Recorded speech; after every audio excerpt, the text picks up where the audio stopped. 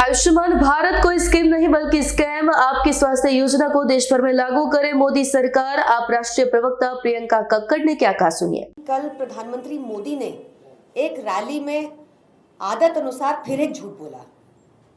Health आम आदमी party के लिए एक बहुत महत्वपूर्ण मुद्दा है।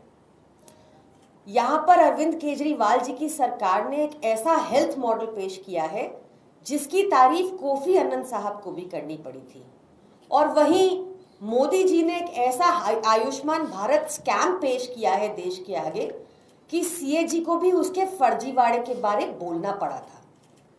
बताया गया था कि कैसे मृतक डिसीज्ड पेशेंट्स के नाम पर, नकली पेशेंट्स के नाम पर भाजपाई अपनी जेबें भर रहे हैं। ये स्कैम एक बहुत ही इलैबोरेट स्कैम है, आयुष्मान भारत स्कैम। इसमें लगभग 26,000 अस्पतालों को इम्पैनल किया गया है, जिसमें से करीब 7,000 हॉस्पिटल्स सिर्फ पेपर पे हैं।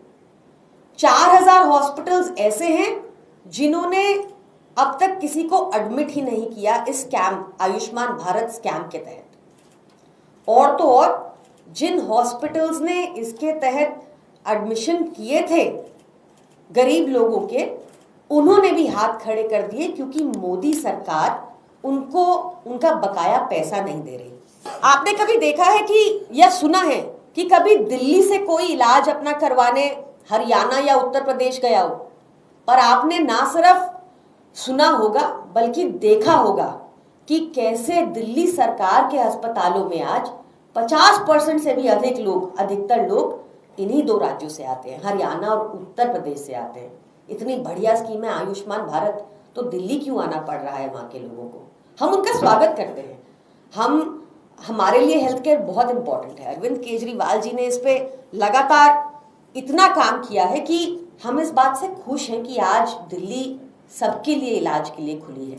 मोटे मोटे तौर पे आपको बिंदु बता देती हूँ कि आयुष्मान भारत स्कैम योजना हम दिल्ली में क्यों नहीं लागू करेंगे और क्यों दिल्ली सरकार की योजना इतनी बेहतर है कि मोदी जी को उसका अध्ययन करके उसको पूरे देश में लागू करना चाहिए।